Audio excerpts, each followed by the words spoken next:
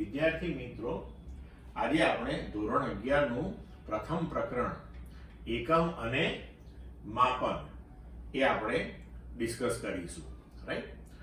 ભૌતિક શાસ્ત્ર વિષય જે છે એ ભૌતિક શાસ્ત્ર વિષયની અંદર આપણે જે આપણી રોજબરોજની જિંદગીની અંદર કુદરતી કે માનવ સર્જિત ઘટનાઓ જે આપણને જોવા મળે છે એને આપણે વર્ણવવાનો પ્રયત્ન કરીએ છીએ, એને સમજવાનો પ્રયત્ન કરીએ છીએ અને એને સચોટ રીતે રજૂ કરવાનો પ્રયત્ન કરીએ છીએ.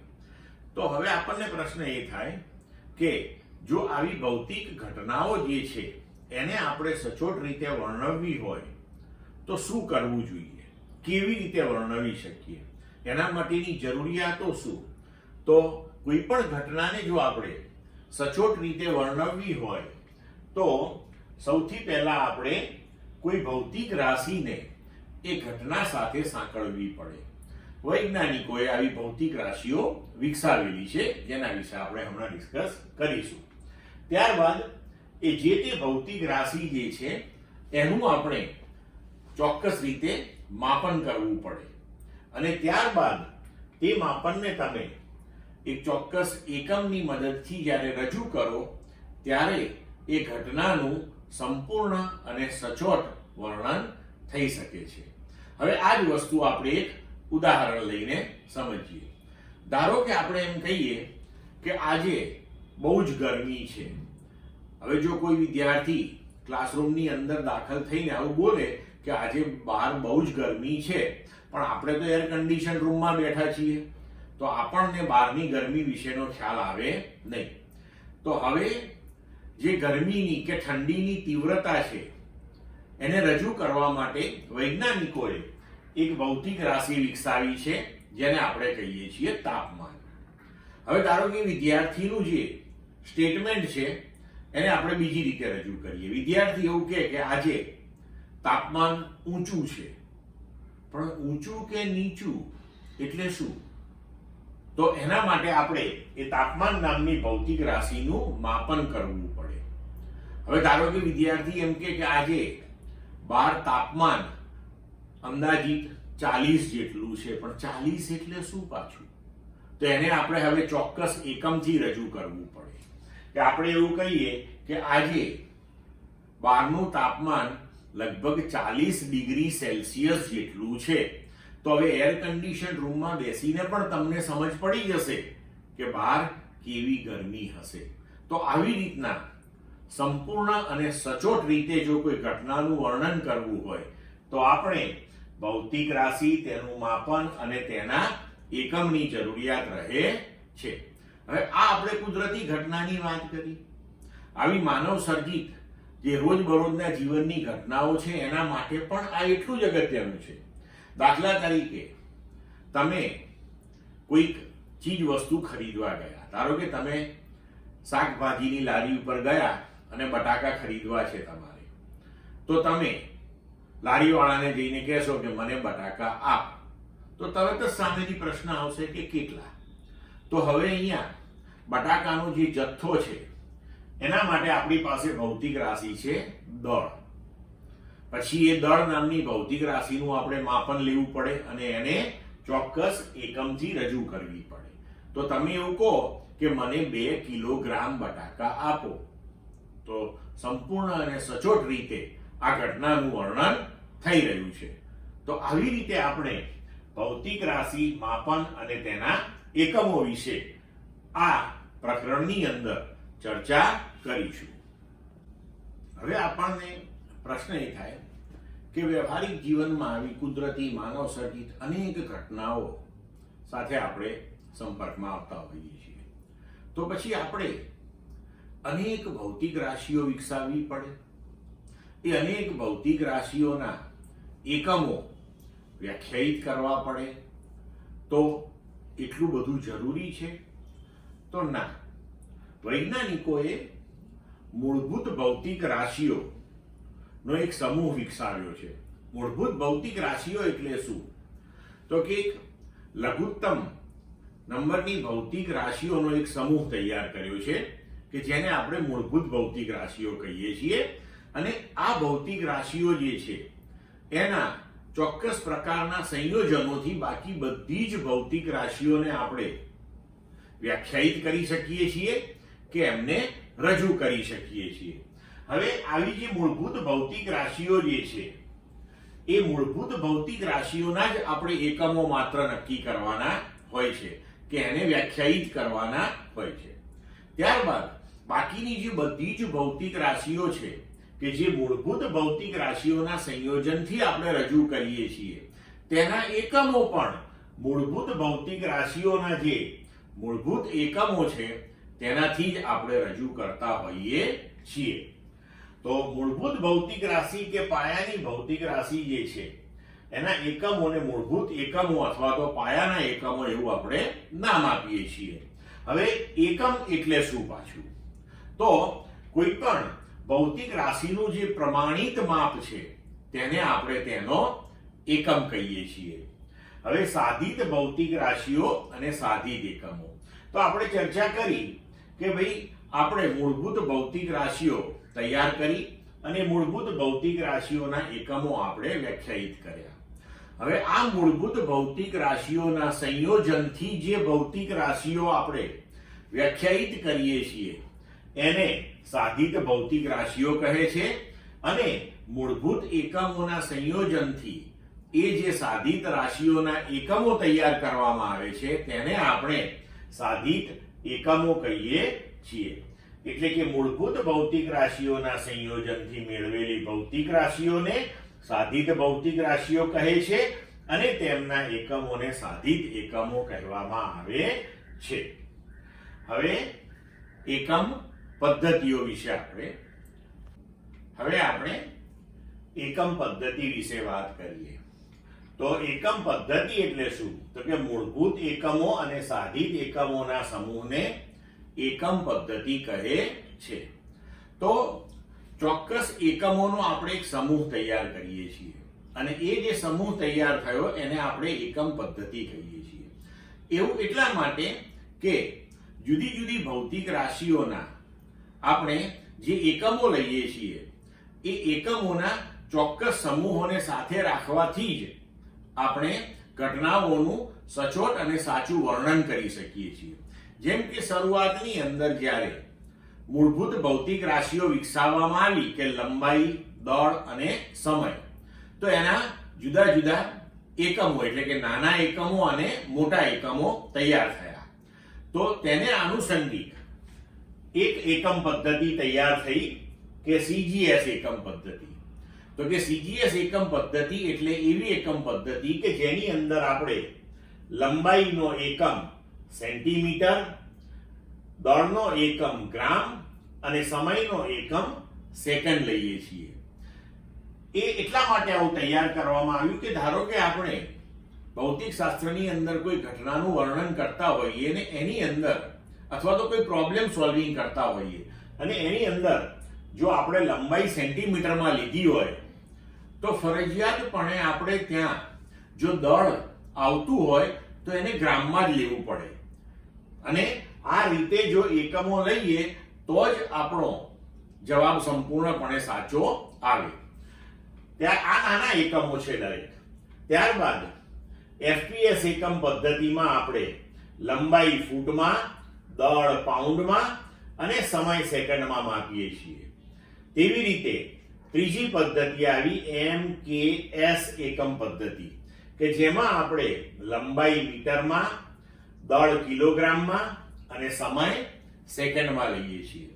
ત્યારબાદ એકમ પદ્ધતિ તૈયાર થઈ MKSA કે જેની અંદર જે વધારાનો એ આવે છે એ વિદ્યુત પ્રવાહ નામની ભૌતિક રાશિનો એકમ એમ્પિયર છે. તો એ રીતે તૈયાર કરવામાં આવી. પણ ત્યારબાદ અત્યારે જે આપણે વ્યાપક રીતે ઉપયોગમાં લઈએ છીએ તે એકમ પદ્ધતિનું નામ છે સિસ્ટમ ઇન્ટરનેશનલ. અને સિસ્ટમ ઇન્ટરનેશનલ એટલે કે શોર્ટમાં એને એવું કહેવાય છે એસઆઈ પદ્ધતિ. બરાબર વિદ્યાર્થી મિત્રો? હવે આ જે એસઆઈ એકમ પદ્ધતિ છે આપણી, તેની અંદર આપણે જે મૂળભૂત અને પૂરક ભૌતિક રાશિઓ અને એના જે એકમો લીધેલા છે એ આપણે જોઈએ. તો મૂળભૂત ભૌતિક રાશિઓ અને તેના મૂળભૂત એકમો SI પદ્ધતિની અંદર કેટલા છે? તો SI પદ્ધતિની અંદર આપણે 7 ભૌતિક રાશિઓને મૂળભૂત ભૌતિક રાશિઓ તરીકે સ્થાન આપેલું છે અને તેના 7 એકમોને આપણે વ્યાખ્યાયિત કરેલા છે. આ એકમોની વ્યાખ્યાઓ તમને ચોપડીમાં આપેલી છે, પણ એ વ્યાખ્યાઓ આપણા સિલેબસની અંદર નથી, માત્ર જાણકારી પૂરતી છે.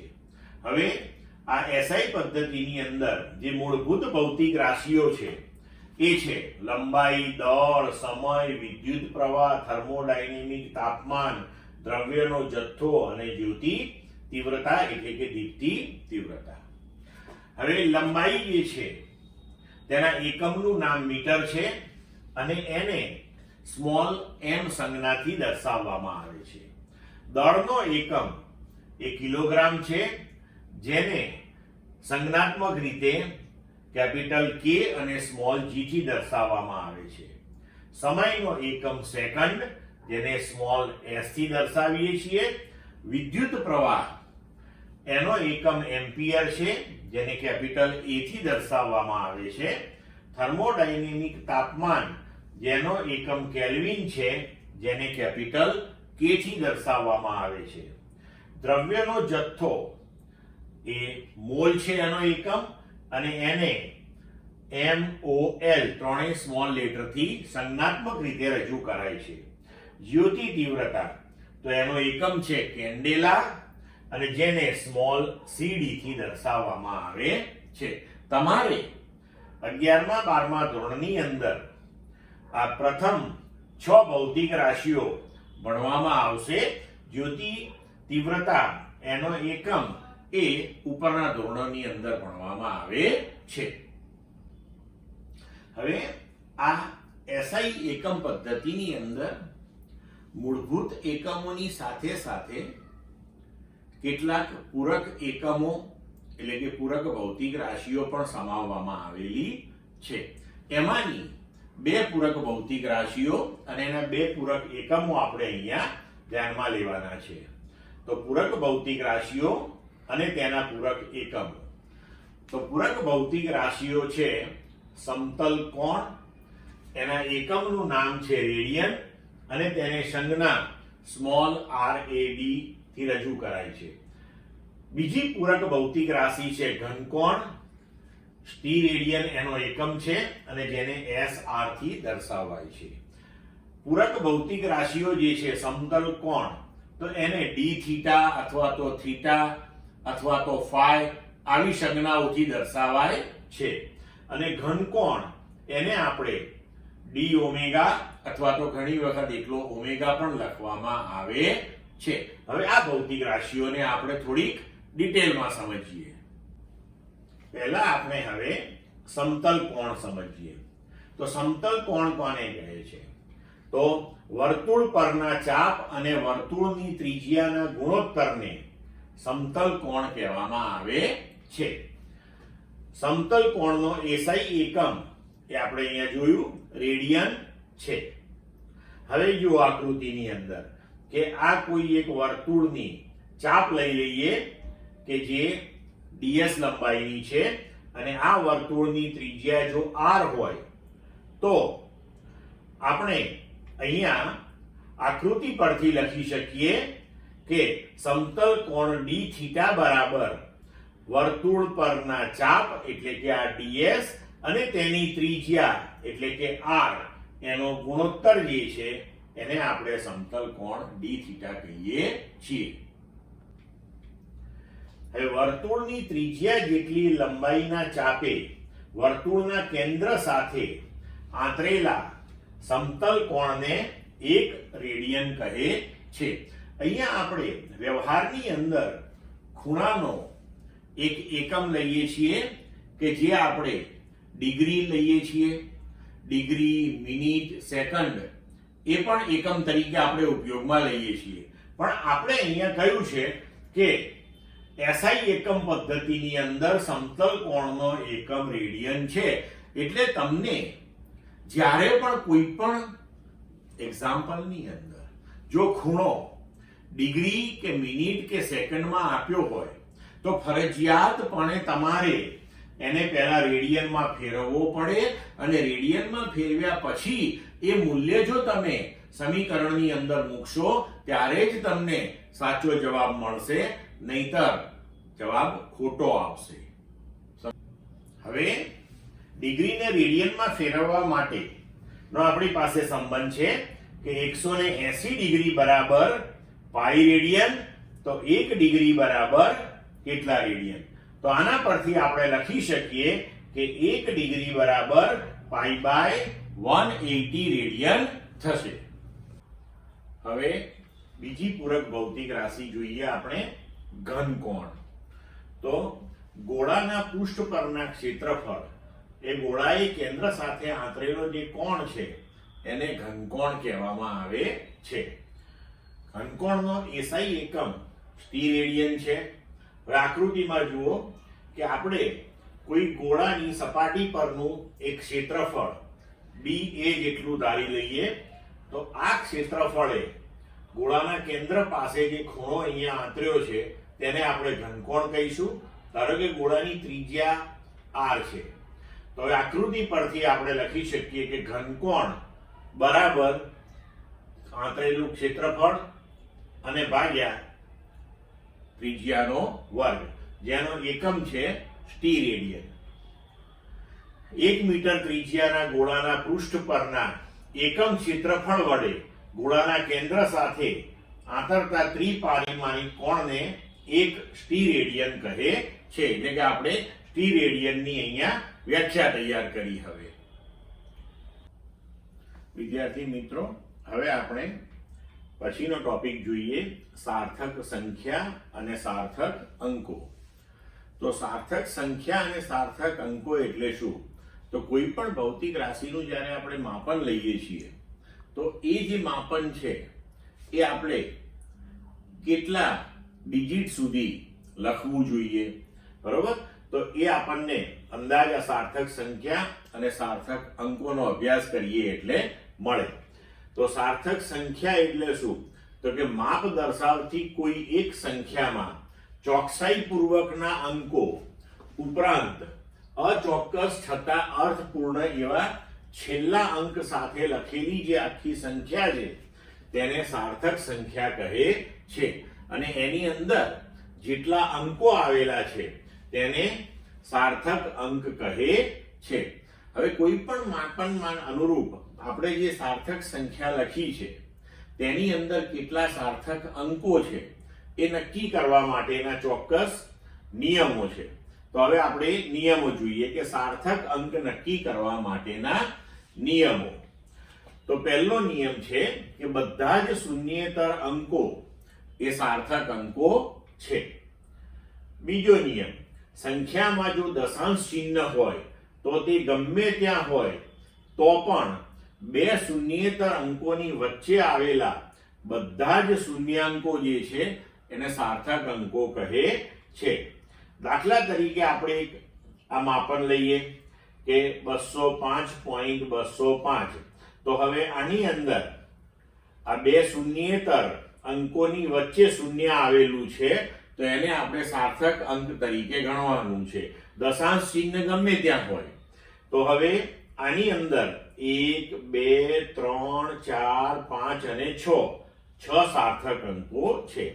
તેવી જ રીતે આપણે 20405 આવી કોઈ સાર્થક સંખ્યા લઈએ તો તેની અંદર 1, 2, 3, 4 અને 5 એમ 5 સાર્થક અંકો છે. ત્રીજો નિયમ, જો સંખ્યા 1 કરતા નાની હોય તો દશાંશ ચિહ્નની જમણી તરફના પરંતુ પ્રથમ શૂન્યેતર અંકની ડાબી તરફના અંકો જે છે એ સાર્થક અંક નથી.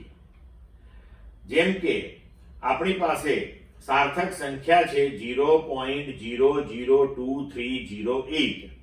તો એની અંદર દશાંશ ચિહ્નની જમણી તરફના પરંતુ પ્રથમ શૂન્યેતર એટલે કે આ 2 ની ડાબી તરફના જે શૂન્ય છે એ અંકો સાર્થક અંકો નથી. ચોથો નિયમ, દશાંશ ચિહ્ન સિવાયની સંખ્યામાં અંતિમ શૂન્યેતર અંકની જમણી તરફના શૂન્ય અંકો એ સાર્થક અંકો નથી. દાખલા તરીકે આપણે 123 મીટર લખ્યું તો 123 મીટરને તમે 123.00 સેન્ટીમીટર પણ લખી શકો છો, અથવા તો 123.000 મિલીમીટર પણ લખી શકો છો. તો આ બધા જ મૂલ્યો એક જ છે, એટલે આ જે 0 છે એ 0 આપણે અથવા તો એ જે શૂન્ય છે એને આપણે સાર્થક અંકમાં લેતા નથી. તો આની અંદર 3 સાર્થક અંક થશે, 1, 2 અને 3. સંખ્યામાં અંતિમ શૂન્યો સાર્થક અંક નથી. અહીંયા આગળ જરા લખાણમાં ભૂલ છે, 1, 4, 8 નહીં પણ 1, 2, 3 સાર્થક અંક છે એવું તમે જોજો. સુધારી નાખો. નિયમ 4, દશાંશ ચિહ્નની સિવાયની સંખ્યામાં અંતિમ શૂન્યેતર અંકની જમણી તરફના શૂન્ય અંકો એ સાર્થક અંક નથી. જુઓ, આપણી પાસે ધારો કે કોઈ માપન 1, 2, 3 મીટર છે, તો એ 1, 2, 3 મીટરને તમે 123.00 સેન્ટીમીટર પણ લખી શકો છો, અને તેને જ તમે 123.000 મિલીમીટર પણ લખી શકો છો. તો આ બધા માપાનો એક જ છે. તો આની અંદર આપણે આ જે શૂન્ય છે એને સાર્થક અંક તરીકે ગણતા નથી, પરંતુ અહીંયા સાર્થક અંક તરીકે આપણે 1, 2 અને 3 એને જ લઈએ છીએ. સંખ્યામાં અંતિમ શૂન્યો સાર્થક અંક નથી. 5, દશાંશ ચિહ્નવાળી સંખ્યામાં અંતિમ શૂન્યેતર અંક પછીના બધા જ શૂન્યાંકોને સાર્થક અંકો ગણવામાં આવે છે. ધારો કે આપણે સંખ્યા 3.500 અથવા તો 0.0690 લઈએ, તો આની અંદર આપણે 3500 આ ચારે ચારને સાર્થક અંકો ગણીશું. કારણ કે અહીં કહ્યું ને કે દશાંશ ચિહ્ન વાળી સંખ્યામાં અંતિમ શૂન્યેતર અંક પછીના બધા જ શૂન્યો. તો જો આની અંદર પણ 0.06900, તો દશાંશ ચિહ્નની જમણી બાજુ અને પહેલી શૂન્યેતરની ડાબી બાજુ, એટલે આ પહેલો 0 જે છે એ સાર્થક અંક નથી. આગળ નિયમમાં આવી ગયું આપણે. તો હવે આપણે આ 6, 9, 0, 0 આ ચારેયને આપણે સાર્થક અંક તરીકે ગણતરીમાં લઈશું. હવે જોઈએ આપણે સાર્થક સંખ્યાની ગણિતીય પ્રક્રિયા માટેના નિયમો. એટલે કે જ્યારે કે આ સાર્થક સંખ્યાઓના સરવાળા, બાદબાકી, ગુણાકાર, ભાગાકાર એવી રીતની ગણિતીય પ્રક્રિયાઓ આપણે કરીએ ત્યારે આપણો જે જવાબ આવે, આપણું જે પરિણામ આવે, બરોબર છે, તે અંગે કેટલાક નિયમો છે કે એ પરિણામને આપણે કેટલા સાર્થક અંકો સાથે રજૂ કરવું જોઈએ. તો પહેલો નિયમ છે કે સંખ્યાઓમાં ગુણાકાર કે ભાગાકારથી મળતા અંતિમ પરિણામમાં એટલા જ સાર્થક અંક રાખવા જોઈએ જેટલા મૂળ સંખ્યાઓ પૈકીની જે સંખ્યામાં લઘુત્તમ સાર્થક અંક હોય. બીજો નિયમ, સંખ્યાઓના સરવાળા બાદબાકીથી તે સંખ્યાઓમાંથી લઘુત્તમ દશાંશ સ્થાનો ધરાવતી સંખ્યામાં જેટલા દશાંશ સ્થાનો હોય તેટલા જ દશાંશ સ્થાનો અંતિમ પરિણામમાં આપણે રાખવા જોઈએ. હવે જોઈએ અનિશ્ચિત અંકોની સન્નિકટતા, એટલે કે માપનની સંખ્યાને રાઉન્ડિંગ ઓફ કરવાના હવે નિયમો જોઈએ આપણે.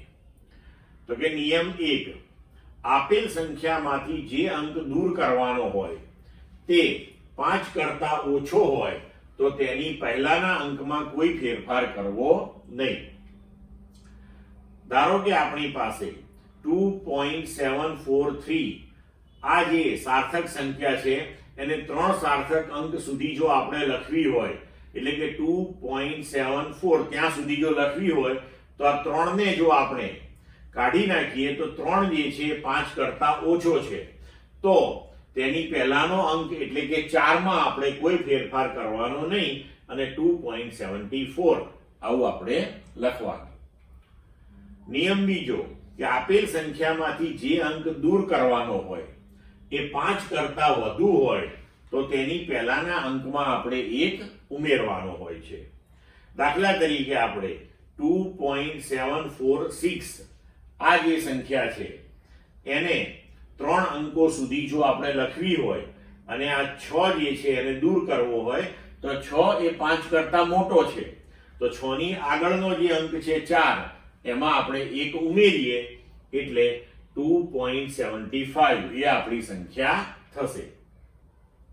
નિયમ 3 જે અંક દૂર કરવાનો હોય એ અંક 5 જ હોય તો તેની પહેલાનો અંક એકી હોય તો તેમાં 1 ઉમેરવાનો, અને જો બેકી હોય તો તેને તેમ તેમ રહેવા દેવાનો, એમાં કશું ઉમેરવાનું નહીં. આપણે જુઓ સંખ્યા 2.745, હવે આને આપણે 3 અંક સુધી લખવી હોય, આ 5 ને આપણે કાઢવો હોય તો 5 ની આગળ 4 એ બેકી સંખ્યા છે તો કોઈ ફેરફાર આપણે કરીશું નહીં એ અંકમાં અને 2.74 આપણે લખીશું.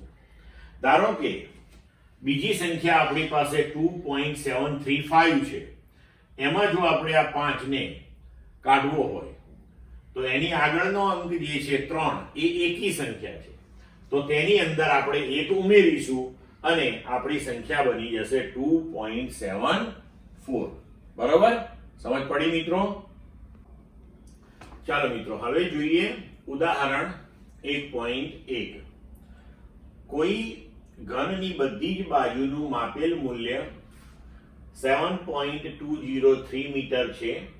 યોગ્ય સાર્થક અંક સુધી ઘનનું કુલ પૃષ્ઠ ક્ષેત્રફળ તથા કદ શોધો. હવે આનો આપણે ઉકેલ જોઈએ. ઘનનું પૃષ્ઠ ક્ષેત્રફળ, તો કોઈ પણ ઘનને 6 બાજુઓ હોય.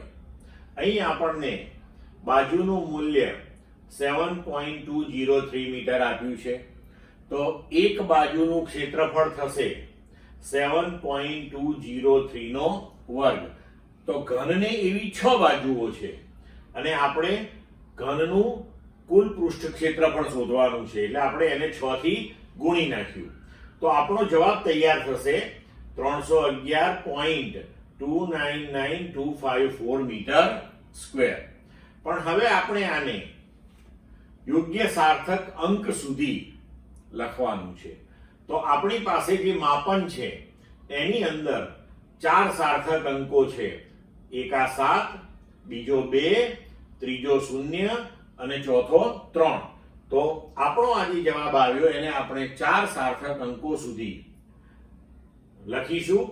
હવે જો 4 સાર્થક અંકો સુધી લખીએ તો 311.2 તો એની પાછળ હવે 9 જે આવે છે એ 5 થી મોટો છે તો 2 માં આપણે 1 ઉમેરી દઈશું તો આપણો જવાબ થશે 311.3 મીટર સ્ક્વેર. હવે એવી જ રીતે આપણે કદ શોધીએ તો ઘનનું કદ જે છે એ 7.203 નો ક્યુબ થશે, કારણ કે કદ એટલે લંબાઈ ગુણ્યા પહોળાઈ ગુણ્યા ઊંચાઈ. આપણી 3 સરખી છે તો અહીંયા આગળ થશે 7.203 એનો ઘન મીટર ક્યુબ.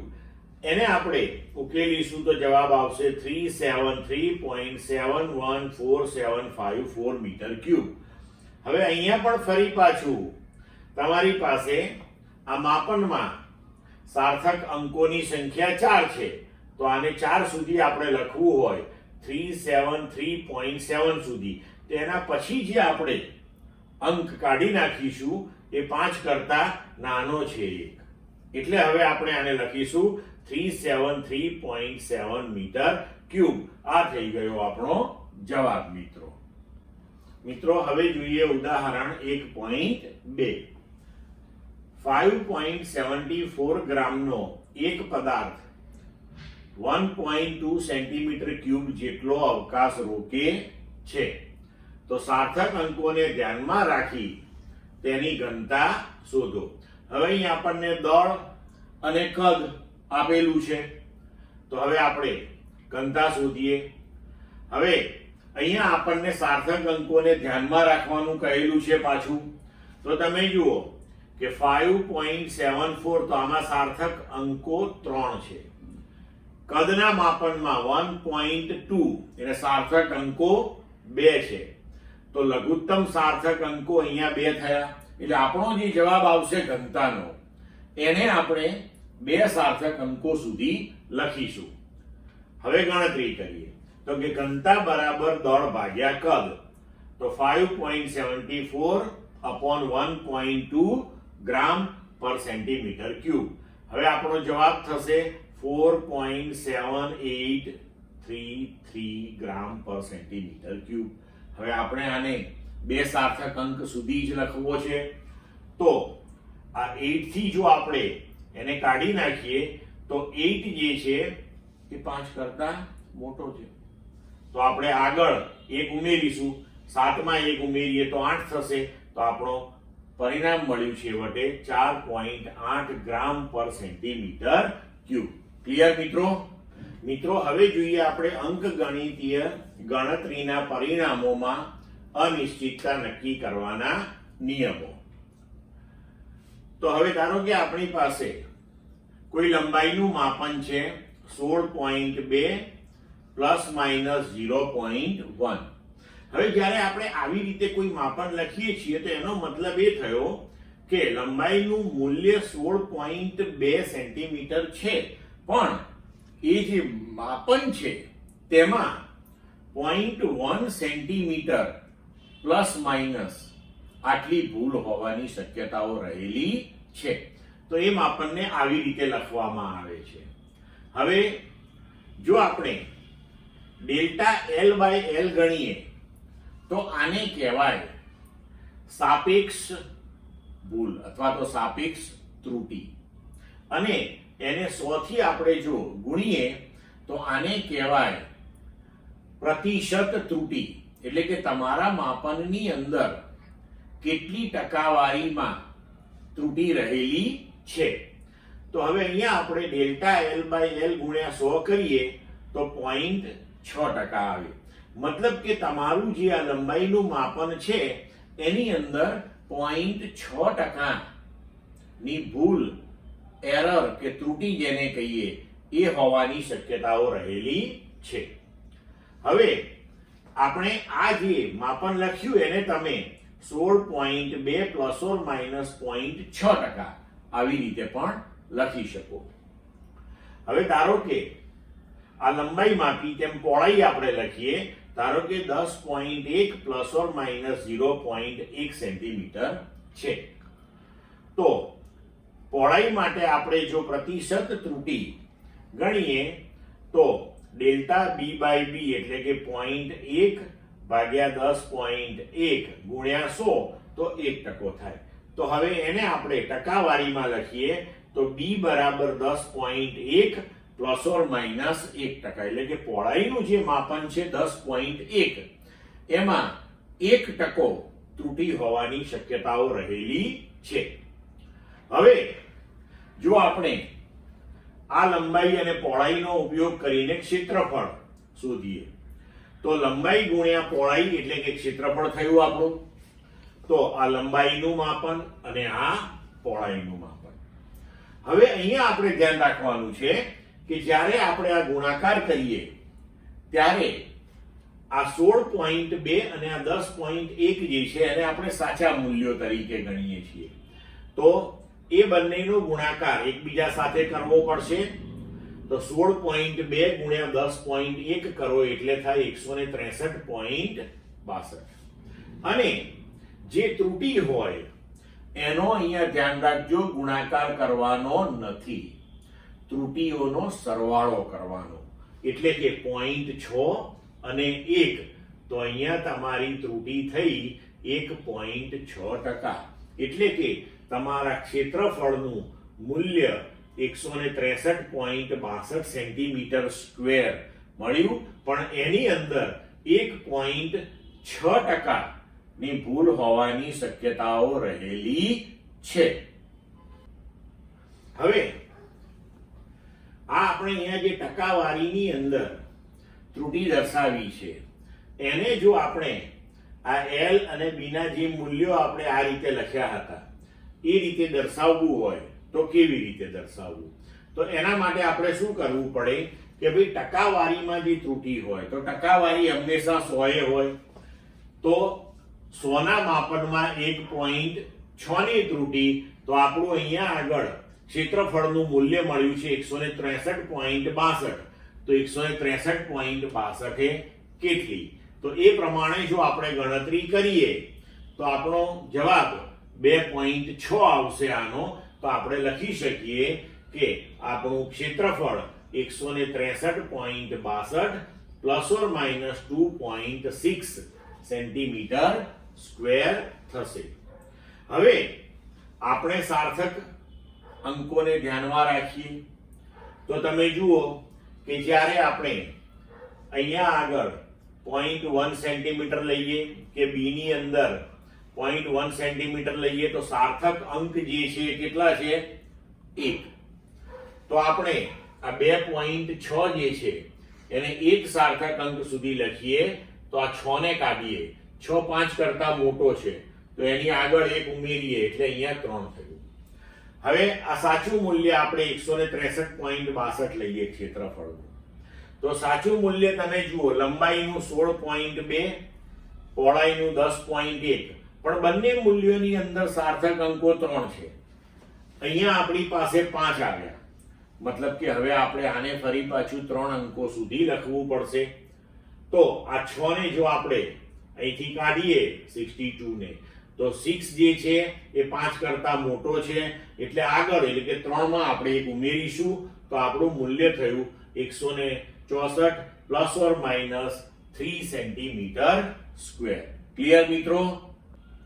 હવે મિત્રો આપણે જોયું કે સરવાળા, બાદબાકી, ગુણાકાર, ભાગાકાર આ બધી ગણિતીય પ્રક્રિયાઓની અંદર જે આપણું ફાઇનલ પરિણામ આવે છે એની અંદર આપણે જે સાર્થક અંકોની સંખ્યા રાખીએ છીએ તે મૂળભૂત માપનોની અંદર જે માપનમાં લઘુત્તમ સાર્થક અંકો હોય એટલી આપણે રાખીએ છીએ.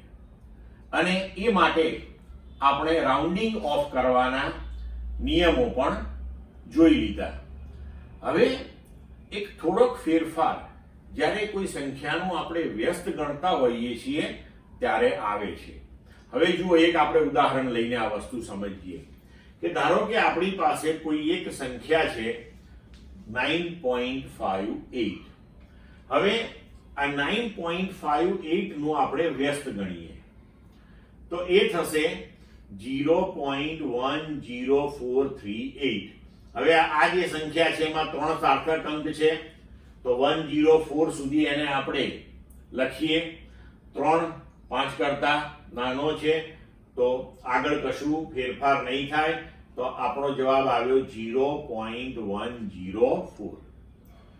પણ હવે જુઓ, આપણે સમજીએ છીએ કે 9.58 નું તમે વ્યસ્ત કરો તો જે જવાબ આવ્યો એ જવાબનું પાછું વ્યસ્ત કરો તો આપણો જવાબ શું આવવો જોઈએ?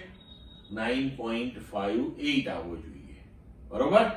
હવે જુઓ, જો આપણે અહીંયા આગળ આવી રીતે લઘુત્તમ સાર્થક અંકો ની મર્યાદામાં જો પરિણામ લખીએ અને પછી એનું જો વ્યસ્ત લઈએ તો 1/0.104 કરીએ તો આપણો જવાબ 9.615. તો એને જો આપણે 3 અંક સુધી લખીએ તો આ 5 ને બાદ કરતા આગળ એકી સંખ્યા છે એટલે 1 ઉમેરીએ તો 9.62. તો આપણો જવાબ 9.58 ના આવ્યો મિત્રો. બરોબર? તો હવે અહીંયા આગળ એક થોડોક ચેન્જ છે કે અહીંયા કેવી રીતે આપણે પરિણામને ધ્યાનમાં લેવાનું હોય છે. બરોબર? તો જુઓ કે અહીંયા આપણે જે લઘુત્તમ સાર્થક અંકો અહીંયા આપણે લીધા કે 1 2 ને 3 છે તો આપણે જવાબ અહીંયા આગળ એ 3 સાર્થક અંકો સુધી જે લખ્યો એના બદલે એક વધારે સાર્થક અંક સુધી લખવાનો હોય છે. એટલે કે અહીંયા 1 0 4 અને 3 ત્યાં સુધી આપણે લખવાનું. એટલે એકલા 8 ને જો આપણે અહીંથી કાઢીએ તો આગળ 3 જે છે એમાં 1 ઉમેરાશે, કારણ કે 8 5 કરતા મોટો છે. તો આપણો જવાબ થશે 0.1044. તો આવા કેસમાં જે લઘુત્તમ સાર્થક અંકો છે 3, તો એના કરતા એક વધારે સાર્થક અંક આપણે પરિણામની અંદર લેવા. હવે જો અહીં આપણે પરિણામમાં 3 ના બદલે 4 સાર્થક અંકો લઈએ, એટલે કે 0.104. હવે આ 3 સુધી લઈએ તો 8 ને આપણે કાઢીએ તો 8 એ 5 કરતા મોટો છે, એટલે 3 માં 1 ઉમેર્યું તો 0.1044 એ આપણું પરિણામ થયું. હવે જો આનો આપણે વ્યસ્ત લઈએ કે 1/0.1044, તો આપણો 9.58 આન્સર આવી જાય. એટલે કે વ્યસ્ત જ્યારે કોઈ સંખ્યાનું ગણતરીમાં લેતા હોય ત્યારે લઘુત્તમ સાર્થક અંકો જે છે એના કરતા એક સાર્થક અંક આપણે પરિણામમાં વધારે લેવાનો હોય છે. આ ધ્યાનમાં રાખજો મિત્રો. વિદ્યાર્થી મિત્રો, હવે નેક્સ્ટ ટોપિક આપણે ડિસ્કસ કરીએ ભૌતિક રાશિના પરિમાણો. તો આપણે જાણીએ છીએ કે કોઈ પણ ભૌતિક રાશિને 7 મૂળભૂત રાશિઓના સંયોજન વડે આપણે દર્શાવી શકીએ છીએ. પણ જ્યારે આપણે આ 7 મૂળભૂત ભૌતિક રાશિઓનું સંયોજન કરીએ છીએ કોઈ પણ રાશિને રજૂ કરવા, ત્યારે આ મૂળભૂત રાશિઓના કેટલાક ઘાતાંકો પણ આપણે લેવા પડતા હોય છે.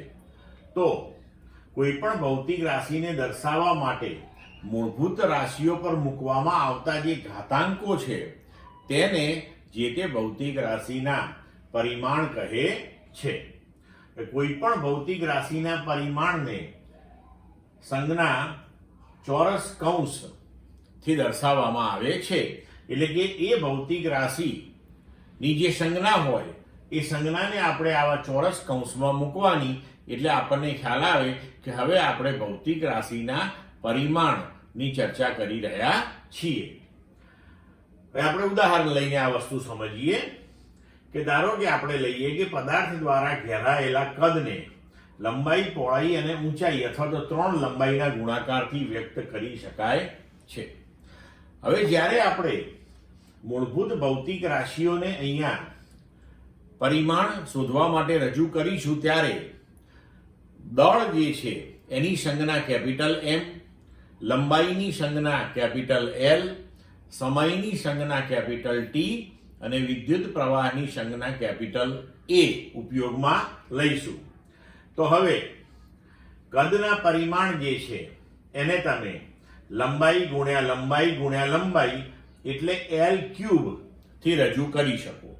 હવે અહીંયા આગળ કદના જે પરિમાણ આપણે તૈયાર કર્યા એની અંદર દળ આવતું નથી, તો આપણે m⁻0 લખી શકીએ. સમય પણ આવતો નથી, તો t⁻0 લખીએ. એટલે કે દળના પરિમાણ અહીંયા 0 છે અને સમયના પરિમાણ પણ 0 છે અને લંબાઈના પરિમાણ L⁻3 એટલે કે 3 છે. હવે આપણે બીજું ઉદાહરણ લઈએ કે બળ બરાબર દળ ગુણ્યા પ્રવેગ. તો બળના પરિમાણ બરાબર દળના પરિમાણ ગુણ્યા પ્રવેગના પરિમાણ. તો દળના પરિમાણ m થશે, પ્રવેગ એટલે વેગ ભાગ્યા સમય ને વેગ એટલે અંતર ભાગ્યા સમય, એટલે અંતર ભાગ્યા સમયનો વર્ગ. તો આપણે એને લખી શકીએ Lt⁻². એટલે પરિણામ સ્વરૂપે આપણે આ લખી શકીએ mLt-2. આને ઘણી વખત m⁻1, L⁻1 અને t⁻2 એમ પણ લખાય છે.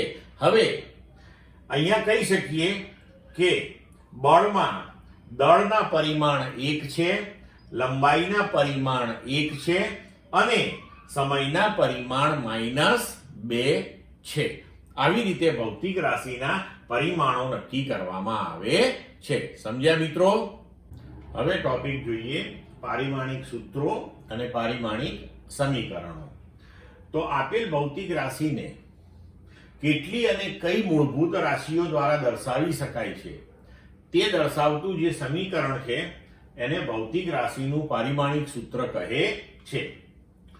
ઉદાહરણ તરીકે આપણે લખી શકીએ કે કદનું પારિમાણિક સૂત્ર એટલે કે સ્ક્વેર કૌંસની અંદર આપણે લખવાનું m0 l3 t0. તો આ જે આખું સમીકરણ થયું એને આપણે કદનું પારિમાણિક સૂત્ર કહી શકીએ. તેવી જ રીતે ઝડપ અથવા વેગનું આપણે લખી શકીએ m0 l t-1.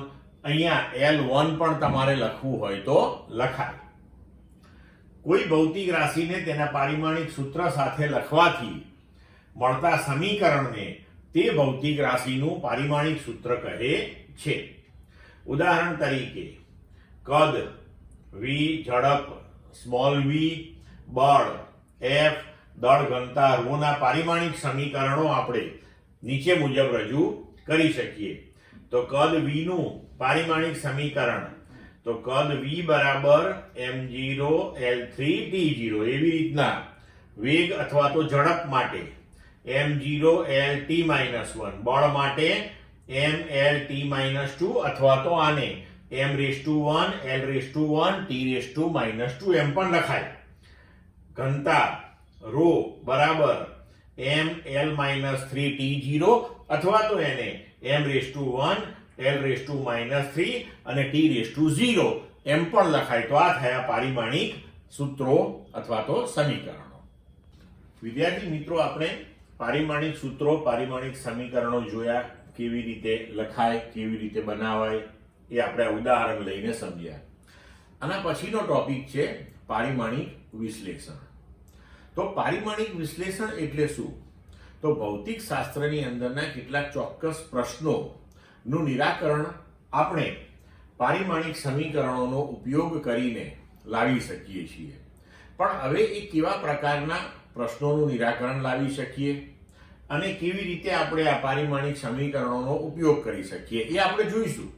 પણ એની પહેલા અગત્યની વસ્તુ એ છે કે પારિમાણિક સમીકરણોનો ઉપયોગ કરીને જો પ્રશ્નોનું નિરાકરણ લાવવું હોય તો સૌથી પહેલા તો પારિમાણિક સમીકરણો બધી ભૌતિક રાશિઓના ખબર હોવી જોઈએ આપણને. તો હવે આપણે પહેલા જુદી જુદી ભૌતિક રાશિઓના પારિમાણિક સમીકરણો જે છે એના વિશે થોડી વાત કરીએ અને ત્યારબાદ પારિમાણિક વિશ્લેષણનો ટોપિક આપણે ડિસ્કસ કરીશું. બરોબર? તો હવે જુઓ, ભૌતિક રાશિઓના એકમો અને પારિમાણિક સૂત્રો આપણે જોઈએ. તો ભૌતિક રાશિ એની સંજ્ઞા સાથે આપણે અહીંયા દર્શાવી છે પ્રથમ સ્તંભની અંદર. પછી અન્ય ભૌતિક રાશિઓ સાથેનો તેનો સંબંધ લખીશું, તેનું પારિમાણિક સૂત્ર, SI પદ્ધતિમાં એકમ સંજ્ઞા અને CGS પદ્ધતિમાં એકમ સંજ્ઞા.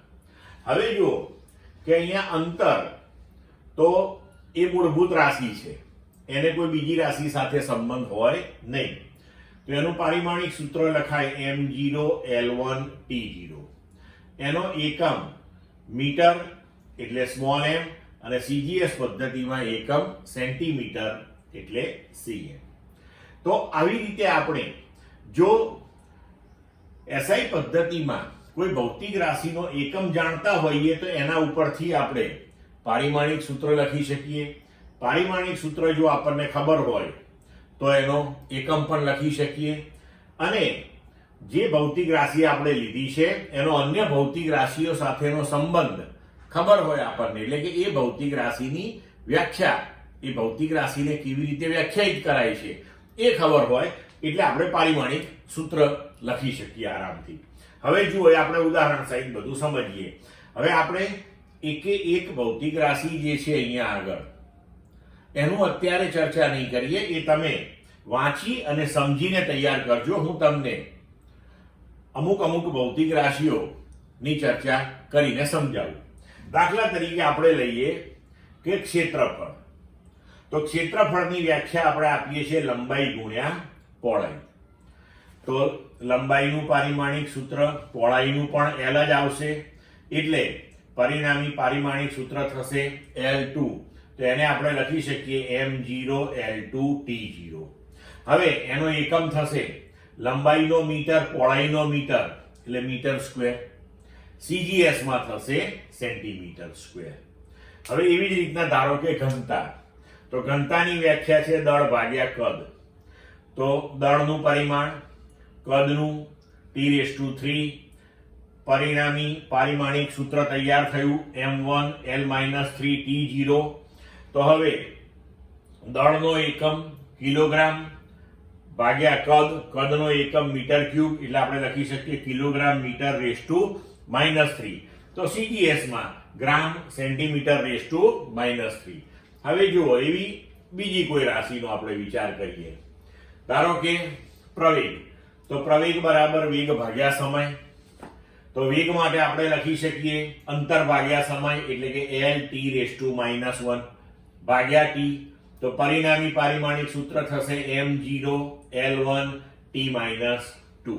હવે વેગનો એકમ થશે મીટર પર સેકન્ડ અને સમયનો સેકન્ડ. તો પરિણામે તમે લખી શકો મીટર પર સેકન્ડ સ્ક્વેર અથવા તો મીટર સેકન્ડ (2). તો CGS માં એકમ થશે સેન્ટીમીટર સેકન્ડ (2). તો આવી રીતે આપણને કોઈ પણ ભૌતિક રાશિનો અન્ય ભૌતિક રાશિ સાથેનો સંબંધ ખબર હોય એટલે પારિમાણિક સૂત્ર તૈયાર થાય. એના ઉપરથી તમે એકમ લખી શકો. હવે જો બળ લઈએ તો દળ ગુણ્યા પ્રવેગ. તો દળનું પરિમાણ m1 અથવા તો m, પ્રવેગ માટે આપણે આગળ જોયું L(t-2). તો પરિણામી સૂત્ર થશે m1L1t-2.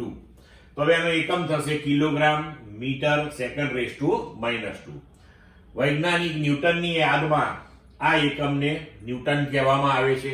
એટલે આપણે એ પણ યાદ રાખવાનું કે ન્યૂટન બરાબર શું? તો કે ન્યૂટન બરાબર કિલોગ્રામ મીટર પર સેકન્ડ સ્ક્વેર. CGS માં એને લખાશે ગ્રામ સેન્ટીમીટર પર સેકન્ડ સ્ક્વેર. અને CGS માં જે એકમ છે એને કહેવાય છે ડાઇન. હવે જો બીજી રાશિઓ જોઈએ, દાખલા તરીકે આપણે કાર્ય જોઈએ.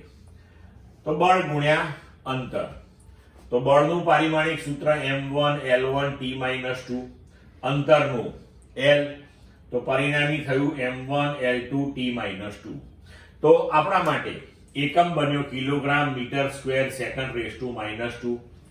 CGS માં થશે ગ્રામ સેન્ટીમીટર સેકન્ડ (2). હવે આ જે MKS એકમ છે એને વૈજ્ઞાનિક જૂલની યાદમાં જૂલ પણ કહેવામાં આવે છે. અને બળનો એકમ ન્યૂટન, અંતરનો મીટર, એટલે જૂલ બરાબર ન્યૂટન ઇન્ટુ મીટર, એના બરાબર કિલોગ્રામ મીટર સ્ક્વેર સેકન્ડ (2). આ પણ યાદ રાખવું પડે આપણે. એવી રીતે CGS એકમને આપણે અર્ગ કહીએ છીએ. અર્ગ એટલે આપણે ડાઇન ઇન્ટુ સેન્ટીમીટર પણ લખી શકીએ છીએ. તો આવી રીતે આપણે દરેક ભૌતિક રાશિ માટે પારિમાણિક સૂત્રો, એના એકમો આ આપણે તૈયાર કરવા પડે. આ જો આપણને આવડતા હોય તો જ આપણે પારિમાણિક વિશ્લેષણમાં આગળ વધી શકીએ, નહીતર વધી શકીએ નહીં. એટલે હવે તમારે મિત્રો શું કરવાનું કે દરેક ભૌતિક રાશિઓ મેં જો અહીંયા આપેલું છે દરેક માટે ભૌતિક રાશિઓ, તેના સંબંધો અન્ય ભૌતિક રાશિ સાથેના, તેનું પારિમાણિક સૂત્ર તૈયાર કર્યું આપણે, તેનો એકમ તૈયાર કર્યો SI અને CGS બંને પદ્ધતિઓની અંદર. તો આ બધા જ પારિમાણિક સૂત્રો બધી જ ભૌતિક રાશિઓ માટે તમારે ધ્યાનથી વાંચી અને તૈયાર કરવા પડશે. અને એ તૈયાર કરો એ પછી આપણે પારિમાણિક વિશ્લેષણ ચર્ચામાં લઈ શકીએ. દાખલા તરીકે આપણે અહીંયા લઈએ કે શ્યાનતા ગુણાંક. તો એના માટેની વ્યાખ્યા છે બળ ભાગ્યા ક્ષેત્રફળ ગુણ્યા વેગ પ્રચલન. તો બળનું પારિમાણિક સૂત્ર, ક્ષેત્રફળનું અને વેગ પ્રચલનનું, અને પરિણામી તમને મળે m1L-1t-1. m1 એટલે કિલોગ્રામ લખી શકો, L-1 એટલે મીટર -1, t⁻1 એટલે સેકન્ડ (2)-1. તો SI એકમ, એના ઉપરથી તમે CGS એકમ. તો આ રીતે આ બધી જ ભૌતિક રાશિઓના તમારે પારિમાણિક સૂત્રો મેં જે તમને અહીં આપ્યા છે એ બધા તમારે તૈયાર કરવા પડશે. અને આ છેક આપણને 12મા ધોરણ સુધી બધું જ કામ લાગવાનું છે. અને અત્યારે એક સાથે તમને આ બધી જ ભૌતિક રાશિઓ યાદ નહીં રહે, પણ ધીમે આપણે જેમ જુદા જુદા ચેપ્ટર ભણતા જઈશું, નવી ભૌતિક રાશિઓ એની અંદર ઉપયોગમાં આવતી જશે, એમ ધીમે ધીમે આ બધી બાય હાર્ટ થઈ જવાની છે, બધી યાદ રહી જવાની છે. જેમ કે તમે નાના ધોરણથી અત્યાર સુધી ભણતા આવ્યા છો કે વેગ, ક્ષેત્રફળ, કદ, ઘનતા, તે સતત ભણતા આવ્યા તે બધાની વ્યાખ્યા તમને યાદ છે અત્યારે. તો એવી રીતે જ આ બધી ભૌતિક રાશિઓ પણ યાદ રહેવાની જ છે, એટલે એનું ચિંતા કરશો નહીં, કોઈ ટેન્શન લેવાની જરૂર નથી. જુઓ, તો હવે આપણે ચર્ચા કરીએ પારિમાણિક વિશ્લેષણ અને તેના ઉપયોગો. મેં તમને અગાઉ કહ્યું તેમ પારિમાણિક સૂત્રોનો ઉપયોગ કરીને ભૌતિક વિજ્ઞાનના અમુક પ્રશ્નોનો ઉકેલ મેળવવાની પદ્ધતિને પારિમાણિક વિશ્લેષણ કહે છે. હવે કેવા પ્રકારના પ્રશ્નોનો આપણે અહીંયા ઉકેલ મેળવી શકીએ એ આપણે જોઈએ. તો પારિમાણિક વિશ્લેષણની મદદથી કોઈ સમીકરણની સુસંગતતા ચકાસી શકાય છે. તો આ કેવી રીતે કરી શકાય? તો આપણે જાણીએ છીએ કે સમાન ભૌતિક રાશિને આપણે ઉમેરી અથવા બાદ કરી શકીએ. એટલે કે આપણે જાણીએ છીએ કે 1 કિલોગ્રામ પ્લસ 2 કિલોગ્રામ બરાબર 3 કિલોગ્રામ લખાય, પણ કોઈ દિવસ આપણે 1 કિલોગ્રામ પ્લસ 2 મીટર તો આ સંબંધને ઉકેલી શકીએ નહીં. તો આ બહુ જ સરળ સિદ્ધાંત છે કે સમાન ભૌતિક રાશિને આપણે ઉમેરી અથવા બાદ કરી શકીએ. આ સરળ સિદ્ધાંતનો પરિમાણનો સુસંગતતાનો નિયમ કહેવામાં આવે છે. હવે આપણે ઉદાહરણ લઈને આ વસ્તુ સમજીએ. તો આ એક સમીકરણ આપણે અહીંયા લઈએ કે x બરાબર x0 વત્તા v0t પ્લસ હાફ at². તો આની સુસંગતતા અથવા તો સમાનતા આપણે ચકાસીએ. તો હવે જ્યારે આપણે કોઈ પણ સમીકરણની સુસંગતતા અથવા સમાનતા ચકાસતા હોઈએ ત્યારે આપણે જોવાનું કે ડાબી અને જમણી બાજુના પારિમાણિક સૂત્રો સમાન આવવા જોઈએ. હવે જમણી બાજુમાં જો તમને એક કરતા વધારે પદો સરવાળા અથવા તો બાદબાકીના સ્વરૂપમાં આપેલા હોય, જેમ કે આ સમીકરણમાં આપ્યા છે, તો દરેક પદનું પારિમાણિક સૂત્ર એક સરખું આવવું જોઈએ અને તે પારિમાણિક સૂત્ર ડાબી બાજુ બરાબર હોવું જોઈએ. જો હવે ચકાસીએ આપણે, તો આ જે સમીકરણ છે એમાં x જે છે એ કણ અથવા તો પદાર્થ વડે t સમયમાં કપાયેલું અંતર છે. x0 એનું પ્રારંભિક સ્થાન છે, v0 એ એની પ્રારંભિક ઝડપ છે, પ્રારંભિક વેગ છે, અને a એ તેનો અચળ પ્રવેગ છે. તો હવે આ સૂત્રની અંદર આપણે જોઈએ કે ડાબી બાજુ x તો એ અંતર છે એટલે એનું પરિમાણ થશે l, x0 પ્રારંભિક સ્થાન એટલે એ પણ l થશે, v0t તો v0 એટલે પ્રારંભિક વેગ, વેગ એટલે વેગ, એનું પારિમાણિક સૂત્ર થશે l t⁻⁻1, t નું t તો પરિણામ થયું l. એવી જ રીતે હાફ at², એમાં હાફ એને કોઈ પરિમાણ હોય નહીં કારણ કે એક અચળાંક છે એટલે એનું કોઈ પરિમાણ આપણે લખવાનું નહીં, બરોબર. હવે પ્રવેગ a તો એનું છે l t⁻², અને t નો વર્ગ એટલે એનું થયું t⁻². તો આને પણ છેવટે પરિણામ આપણને મળ્યું l. તો હવે અહીંયા જુઓ તમે કે આ સમીકરણની જમણી બાજુએ દરેક પદ સમાન પરિમાણ ધરાવે છે જે લંબાઈ છે, અને ડાબી બાજુના પરિમાણ જેવું જ છે. તેથી તમે કહી શકો કે આ સમીકરણ પારિમાણિક દ્રષ્ટિએ સાચું સમીકરણ છે. હવે જોઈએ ઉદાહરણ 1.3. આપેલ સમીકરણ પારિમાણિક દ્રષ્ટિએ સાચું છે કે નહીં તે ચકાસો. હાફ mv² બરાબર mgh, જ્યાં m પદાર્થનું દળ, v તેનો વેગ, g ગુરુત્વ પ્રવેગ અને h એ ઊંચાઈ છે. તો હવે અહીંયા આગળ આપણે એ ચકાસવું પડે કે ડાબી બાજુનું પરિણામી પારિમાણિક સૂત્ર અને જમણી બાજુનું પરિણામી પારિમાણિક સૂત્ર એક સમાન આવે છે કે નહીં. તો હવે જુઓ, આપણે જોઈએ કે ડાબી બાજુના પરિમાણ એટલે કે હાફ mv² ના પરિમાણ, તો હાફ એ અચળાંક છે, એને કોઈ પરિમાણ હોય નહીં. m એ દળ, તો એનું કેપિટલ M. v સ્ક્વેર, તો v એટલે વેગ, વેગનું l t−1 એનો વર્ગ છે, તો આખા એનો વર્ગ. એટલે પરિણામી તમને પારિમાણિક સૂત્ર મળશે m, અહીંયા વર્ગ કરો તો l2 t−2, એટલે પરિણામી તૈયાર થયું m1 l2 t−2. હવે જમણી બાજુના પરિમાણ જોઈએ આપણે, તો જમણી બાજુ છે આપણી mgh. હવે mgh એમાં m નું કેપિટલ M, g એટલે ગુરુત્વ પ્રવેગ, પ્રવેગ એટલે પ્રવેગ, તો ગુરુત્વ પ્રવેગ એના માટે lt−2, h એટલે ઊંચાઈ, એનું l થશે પરિમાણ.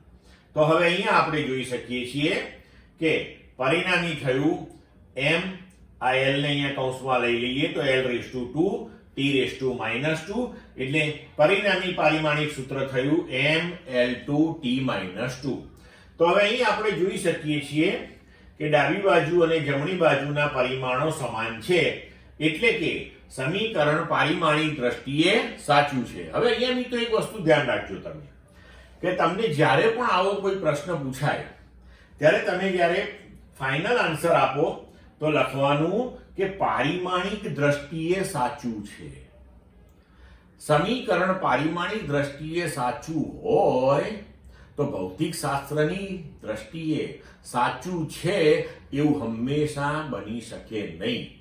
જો હું તમને સમજાવું આમાં જ, અહીંયા ધારો કે આપણે ડાબી બાજુએ આ હાફ mv સ્ક્વેરમાં હાફ ના હોય, આ 1/2 વાળું પદ ના હોય, તોય બંને બાજુના પારિમાણિક સૂત્રો તો સમાન આવવાના જ છે, કારણ કે હાફને કોઈ પરિમાણ છે જ નહીં. તો હાફ ના લખ્યું હોય તો પણ આ સમીકરણ જે છે એ પરિમાણની દ્રષ્ટિએ સાચું થાય, પણ જો હાફ ના લખેલું હોય તો ભૌતિક શાસ્ત્રની દ્રષ્ટિએ એ ખોટું છે, કારણ કે ડાબી બાજુ જે હાફ mv સ્ક્વેર લખ્યું છે એ આપણી ગતિ ઉર્જાનું સમીકરણ છે, તો એની અંદર હાફ તો આવે જ. એટલે ભૌતિક શાસ્ત્રની અંદર સૌથી પહેલા આપણે જો સમીકરણ પારિમાણિક દ્રષ્ટિએ સાચું છે કે નહીં એ ચકાસી લઈએ, અને જો એ સાચું ના હોય તો ત્યાંથી આપણે આગળ વધવાની જરૂરત જ ના પડે. પણ જો સાચું હોય તો પછી ભૌતિક શાસ્ત્રની દ્રષ્ટિએ સાચું છે કે નહીં એ ચકાસવા માટેની બીજી પદ્ધતિઓ છે એ આપણે ઉપયોગમાં લઈ શકીએ. એટલે કે પ્રાથમિક સ્ટેજમાં આપણે આવું કરી શકીએ. સમજ પડી મિત્રો બધાને? હવે જોઈએ ઉદાહરણ 1.4. ઉર્જાનો SI એકમ જૂલ એના બરાબર છે કિલોગ્રામ મીટર સ્ક્વેર સેકન્ડ/-2, અને તે જ રીતે વેગ v માટે મીટર પર સેકન્ડ અને પ્રવેગ a માટે મીટર પર સેકન્ડ સ્ક્વેર છે. નીચે આપેલા સૂત્રો પૈકી કયા સૂત્રો પારિમાણિક દ્રષ્ટિએ ગતિ ઉર્જા માટે તમે ખોટા ઠેરવશો? m એ પદાર્થનું દળ સૂચવે છે. હવે તમને જે સૂત્રો આપેલા છે એ આ 5 સૂત્રો આપ્યા છે. હવે એક પછી એક આપણે આ સૂત્રો જોઈએ કે ગતિ ઉર્જા માટે પારિમાણિક દ્રષ્ટિએ કયા સૂત્રો સાચા છે. તો ઉર્જાનો એકમ આપણને આપ્યો છે જૂલ, એટલે કે કિલોગ્રામ મીટર સ્ક્વેર સેકન્ડ/-2, અને ઉર્જા એટલે કે ગતિ ઉર્જાનો આ એકમ થયો, તો એના ઉપરથી પારિમાણિક સૂત્ર આપણે લખી શકીએ. તો ગતિ ઉર્જાનું પારિમાણિક સૂત્ર તૈયાર થશે m1 l2 t−2. તો હવે આપણે દરેકે દરેક સૂત્ર ગતિ ઉર્જા માટે લખ્યું છે, તો દરેકે દરેક સૂત્ર માટે આપણે ચેક કરીએ કે ડાબી અને જમણી બાજુના પારિમાણિક સૂત્રો સમાન આવે છે કે નથી આવતા. હવે a k = m² v³, તો k નું પારિમાણિક સૂત્ર એટલે કે ડાબી બાજુનું m1 l2 t−2. હવે જમણી બાજુનું m² v³ નું, તો m નું m1 એનો વર્ગ અને વેગ એનો l1 t−1 અને એનો ઘન. હવે જો આપણે આ ઘાતાંકો અહીંયા કૌંસની અંદર લઈ લઈએ તો લખી શકીએ કે m2 L3t-3. તો હવે તમે અહીં જોઈ શકો છો કે ડાબી અને જમણી બાજુના પારિમાણિક સૂત્રો સમાન થતા નથી. તો આપણે લખી શકીએ કે આથી આ સમીકરણ પારિમાણિક દ્રષ્ટિએ સાચું સમીકરણ નથી. હવે બીજું લઈએ, k બરાબર હાફ mv². તો k નું પારિમાણિક સૂત્ર m1L2t-2. હવે જમણી બાજુનું હાફ mv². હાફ એને કોઈ પરિમાણ હોય નહીં, m દોડ તો એનું પરિમાણ m1, વેગ L1t-1 એનો વર્ગ, તો અહીંયા વર્ગ કર્યો આપણે. હવે પરિણામી આપણે લખી શકીએ m1L2t-2. તો અહીં તમે જોઈ શકો છો કે ડાબી અને જમણી બાજુના પારિમાણિક સૂત્રો સમાન થયા, માટે આપણે લખી શકીએ કે આ સમીકરણ પારિમાણિક દ્રષ્ટિએ સાચું સમીકરણ છે. હવે ત્રીજા ઉપર જઈએ, k બરાબર ma. તો ડાબી બાજુ ગતિ ઉર્જાનું સમીકરણ m1L2t-2, જમણી બાજુ ma, m નું m1 એ એટલે પ્રવેગ, L1t-2. તો પરિણામી પારિમાણિક સૂત્ર થયું m1L1t-2. તો હવે તમે જોઈ શકો છો કે ડાબી અને જમણી બાજુના પારિમાણિક સૂત્રો સમાન નથી, તો આ સમીકરણ પારિમાણિક દ્રષ્ટિએ સાચું સમીકરણ નથી. હવે ચોથું લઈએ, d. k બરાબર 3/16 mv². ડાબી બાજુ k ગતિ ઉર્જાનું પારિમાણિક સૂત્ર m1L2t-2. જમણી બાજુ 3/16 mv² બરાબર m1L2t-2. કારણ કે mv² નું પારિમાણિક સૂત્ર m નું m1 અને v² નું આપણે આગળ ઉપર જોયું છે, તો એ થશે L2t-2. એટલે આપણે આ લખ્યું. તો હવે અહીં જુઓ કે ડાબી અને જમણી બાજુના પારિમાણિક સૂત્રો સમાન છે, તો આપણે લખી શકીએ કે આ સમીકરણ પારિમાણિક દ્રષ્ટિએ સાચું સમીકરણ છે. પણ તમને યાદ હોય તો મિત્રો મેં હમણાં કહ્યું હતું તમને કે પારિમાણિક દ્રષ્ટિએ સાચું છે, આ ભૌતિક શાસ્ત્રની દ્રષ્ટિએ આ સાચું નથી. કારણ કે ભૌતિક શાસ્ત્રની દ્રષ્ટિએ ગતિ ઉર્જા જે છે એની વ્યાખ્યા હાફ mv² છે. અહીંયા હાફની જગ્યાએ 3/16 લખ્યું છે, એટલે ભૌતિક શાસ્ત્રની રીતે સાચું નથી, પણ પારિમાણિક દ્રષ્ટિએ સાચું થયું છે. બરોબર? ચાલો હવે e. k બરાબર હાફ mv² વત્તા ma. હવે અહીં જુઓ બે પદ આવ્યા સરવાળા બાદબાકીના સ્વરૂપમાં. તો જ્યારે આવા પદ આવે ત્યારે આપણે ચર્ચા કરી કે સમાન પરિમાણ અથવા તો સમાન એકમ વાળા પદોના જ સરવાળા બાદબાકી શક્ય બને, એ સિવાય શક્ય બને નહીં. તો હવે અહીંયા આગળ આપણે ચેક કરવું પડે કે પહેલું પદ જે જમણી બાજુ છે તેનું પારિમાણિક સૂત્ર, બીજા પદનું પારિમાણિક સૂત્ર બંને સમાન હોવા જોઈએ અને બંને પાછા ડાબી બાજુ બરાબર હોવા જોઈએ. તો જુઓ ડાબી બાજુ k નું પારિમાણિક સૂત્ર m1L2t-2, હાફ mv². તો એનું પારિમાણિક સૂત્ર m1L2t-2 આપણે સીધું જ લખ્યું, અહીંયા આગળ આપણે મેળવેલું છે. હવે ત્રીજું પદ ma, તો એનું પારિમાણિક સૂત્ર અહીંયા આપણે લખેલું છે m1L1t-2. તો તમે જોઈ શકો છો કે ડાબી બાજુનું પારિમાણિક સૂત્ર બરાબર જમણી બાજુના પ્રથમ પદનું પારિમાણિક સૂત્ર, પણ જમણી બાજુના દ્વિતીય પદનું પારિમાણિક સૂત્ર એને સમાન થતું નથી. એનો મતલબ એ થયો કે આ સમીકરણ પારિમાણિક દ્રષ્ટિએ સાચું સમીકરણ નથી. ક્લિયર મિત્રો? હવે બીજો જે પ્રશ્ન આપણે ઉકેલી શકીએ એ આ પ્રકારનો છે કે ભૌતિક રાશિઓ વચ્ચેનો સંબંધ આપણે મેળવી શકીએ, અથવા તો કોઈ એક ભૌતિક રાશિ નું અન્ય ભૌતિક રાશિઓ ના પદમાં સમીકરણ આપણે તૈયાર કરી શકીએ છીએ. તો હવે આ વસ્તુ આપણે ઉદાહરણથી સમજીશું. ઉદાહરણ 1.5. એક સાદું લોલક વિચારો જેમાં ગોળાને એક દોરી સાથે બાંધેલું છે. અને તે ગુરુત્વ બળની અસર હેઠળ દોલનો કરે છે. ધારો કે સાદા લોલકના દોલનોનો આવર્તકાળ, તેની લંબાઈ, ગોળાના દળ, ગુરુત્વ પ્રવેગ પર આધારિત છે. અહીંયા લંબાઈ L ગણી લેજો મિત્રો. તો પરિમાણની રીતનો ઉપયોગ કરીને આવર્તકાળનું સૂત્ર મેળવો. હવે અહીંયા ધ્યાન રાખજો કે તમને જો આ પ્રકારનો કોઈ પણ પ્રશ્ન પૂછવામાં આવશે તો એની અંદર જેમ કે આપણને કહ્યું છે કે આવર્તકાળનું સૂત્ર મેળવવાનું છે લોલક માટે, તો એ આવર્તકાળ કઈ કઈ રાશિઓ ઉપર આધારિત છે એ તમને હંમેશા આપેલું હશે, એટલે એની તમારે ચિંતા કરવાની જરૂર નથી. હવે જુઓ કે આપણને કહ્યું છે કે આવર્તકાળ એ 3 વસ્તુ પર આધારિત હોઈ શકે છે: લંબાઈ, દળ અને ગુરુત્વ પ્રવેગ. પણ કેટલા પ્રમાણમાં, કેવી રીતે આધારિત છે?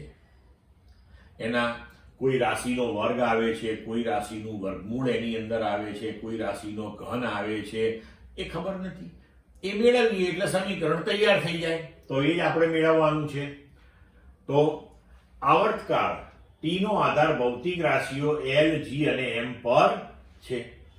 તો આપણે એવું લખી શકીએ કે T એ L, G અને M ઉપર આધારિત છે, પણ આ 3 રાશિઓના કયા ઘાતાંકો એમાં દાખલ થાય છે ખબર નથી આપણને. એટલે આપણે લખ્યું અહીંયા T ચલે છે L⁻x, G⁻y, M⁻z. હવે XYZ આપણે શોધવાના છે. તો આપણે લખી શકીએ કે T બરાબર K, L⁻x, G⁻y, M⁻z, જ્યાં K જે છે એ પરિમાણ રહિત સમપ્રમાણતાનો અચળાંક છે. હવે M0, L0, T1 એ ડાબી બાજુનું પારિમાણિક સૂત્ર થયું. જમણી બાજુ K જે છે એ તો પરિમાણ રહિત છે, એટલે એને કોઈ પારિમાણિક સૂત્ર હોય નહીં. લંબાઈનું L1 એની x ઘાતાંક છે, તો અહીંયા x ઘાતાંક લખી. G એટલે ગુરુત્વ પ્રવેગ એટલે પ્રવેગ, તો એનું L1 T-2 એની ઘાતાંક y. M દળ, તો એનું પરિમાણ M1 એની ઘાતાંક z. હવે આપણે અહીંયા આગળ પારિમાણિક દ્રષ્ટિએ સાચું સમીકરણ મેળવવા માંગીએ છીએ, એટલે જ આપણે બંને બાજુના પરિમાણ સાચા છે અને સમાન છે એમ ગણીને જ આપણે આગળ ચાલીએ છીએ. હવે ડાબી બાજુ M0, L0, T1 અહીંયા ઘાતાંકોને કૌંસની અંદર લઈ લઈએ. તો L⁻1⁻x એટલે L⁻x, L⁻1⁻y એટલે L⁻y, T⁻2⁻y તો T⁻2y, M⁻1⁻z એટલે M⁻z. હવે ડાબી બાજુ M0, L0, T1, તો જમણી બાજુને પણ MLT ના ઓર્ડરમાં આપણે તેના ક્રમમાં ગોઠવી દઈએ. તો M⁻z પહેલા લખીએ, L તો L⁻x અને L⁻y છે. આધાર સરખો હોય તો ઘાતાંકોનો સરવાળો થાય, તો L⁻x + y અને T⁻2y. હવે આપણે તો સાચું સમીકરણ મેળવવું છે, અને સાચા સમીકરણ માટે ડાબી અને જમણી બાજુ ના પારિમાણિક સૂત્રો હંમેશા સમાન હોય. તો જો આ સમાન હોય તેનો મતલબ કે બંને બાજુના M, L અને T ના ઘાતાંકો કેવા હોવા જોઈએ? સમાન હોવા જોઈએ. તો હવે એને આપણે સરખાવી દઈએ. તો બંને બાજુ આપણે ઘાતાંકોની સરખામણી કરીએ તો ડાબી બાજુ M⁻0, જમણી બાજુ M⁻z. એનો મતલબ કે z બરાબર 0. L⁻x + y, L⁻0 મતલબ કે x + y બરાબર 0. T⁻2y, T⁻1 મતલબ કે -2y બરાબર 1. તો અહીંયા આપણને સૌથી પહેલા y બરાબર -1/2 મળી ગયું. z બરાબર તો 0 પહેલેથી જ મળ્યું છે. હવે y ની કિંમત આપણે અહીં મૂકી દઈએ તો x - 1/2 બરાબર 0, તો x બરાબર 1/2. તો હવે આ બધી કિંમતો આપણે t ના સમીકરણમાં લખીએ તો t બરાબર k, L⁻x હતું તો x ની જગ્યાએ 1/2, G⁻y હતું તો G⁻−1/2, M⁻z હતું તો Z0 તો M⁻0. M⁻0 એટલે 1, એને હવે લખવાની જરૂર નહીં. તો હવે આપણે લખી શકીએ એના બરાબર k l/1/2 g/-1/2 અથવા તો k l/1/2 ભાગ્યા g/1/2 અથવા તો k કૌંસમાં l ભાગ્યા g અખાઈને (1/2) અથવા તો t બરાબર k √l/g. તો આ થયું આપણું આવર્તકાળનું સૂત્ર. હવે અહીંયા જે k છે પરિમાણ રહિત અચળાંક, એના વિશે આપણને પારિમાણિક વિશ્લેષણમાં માહિતી મળતી નથી. એ આપણે જુદી રીતે શોધવો પડે ભૌતિક શાસ્ત્રની અંદર. અત્યારે તમારે એટલું ડિટેલમાં જવાનું હોતું નથી. આ તમને આપેલો હોય, k ની કિંમત છે 2π, એટલે આપણું જે આવર્તકાળનું સૂત્ર છે એ થશે t બરાબર 2π √l/g. ક્લિયર મિત્રો? હવે વિદ્યાર્થી મિત્રો, આપણને પાઠ્યપુસ્તકમાં ગુણકો અને અપૂર્ણાંક ગુણકો માટે સામાન્ય SI પૂર્વગો અને પ્રતીકોનું એક આ ટેબલ, એક કોઠો આપેલો છે. આ બહુ જ અગત્યનો છે અને આપણે યાદ જ રાખવાનો છે. આ જેમ કે અવયવ 10⁻18, તો એને કહેવાય એક્ઝા અને એનું પ્રતીક છે E. 10⁻15 peta P, 10⁻12 tera T, 10⁻9 giga capital G, 10⁻6 mega capital M, 10⁻3 kilo small k, 10⁻2 hecto small h, 10⁻1 deca DA, 10⁻−18 atto A, 10⁻−15 femto small f, 10⁻−12 pico small p, 10⁻−9 nano small n, 10⁻−6 micro mu, 10⁻−3 milli small m, 10⁻−2 centi small c, 10⁻−1 deci small d. હવે આ એટલા માટે મિત્રો આપણે યાદ રાખવાનું છે કે તમને જ્યારે દાખલાઓ પૂછવામાં આવે છે, એની અંદર જ્યારે જે ભૌતિક રાશિઓ તમને આપી હોય છે, ત્યારે તે ભૌતિક રાશિઓના મૂલ્યો તમને આવા પૂર્વગો સાથે આપવામાં આવે છે. એટલે કે ધારો કે આપણને એમ કહ્યું હોય કે અંતર એ 5 કિલોમીટર છે. હવે કિલોમીટર એ SI એકમ નથી, બરોબર? તો હવે કિલોનો મતલબ શું થાય? તો કે 10⁻3. તો 5 કિલોમીટર બરાબર 5 ગુણ્યા 10⁻3 મીટર. આવી રીતે એને તમારે ઉપયોગમાં લેવો પડે. જેમ કે આપણને કહ્યું હોય કે ભાઈ વિદ્યુત પ્રવાહ 10 મિલી એમ્પિયર છે, તો આપણે એને એમ્પિયરમાં ફેરવવો પડે. તો મિલી એટલે 10⁻³ એવું યાદ હોવું જોઈએ આપણને, બરોબર? તો આપણે લખી શકીએ કે 10 × 10⁻³ એમ્પિયર. એટલે પૂર્વગોને દૂર કરીને પછી SI એકમમાં જ્યારે તમે એ ભૌતિક રાશિને લખો, ત્યારબાદ જ તમે એને દાખલાઓની અંદર ઉપયોગમાં લઈ શકો છો. અને એવું કરીએ તો જ આપણા દાખલાનો આન્સર સાચો આવે, નહીતર કોઈ દિવસ આવે નહીં. એટલે આ ટેબલ, આ કોઠો ખૂબ ઉપયોગી છે અને આ તમારે એકદમ સરસ રીતે ગોખી રાખવો પડે. ક્લિયર મિત્રો? તો આપણું ચેપ્ટર પૂરું થયું.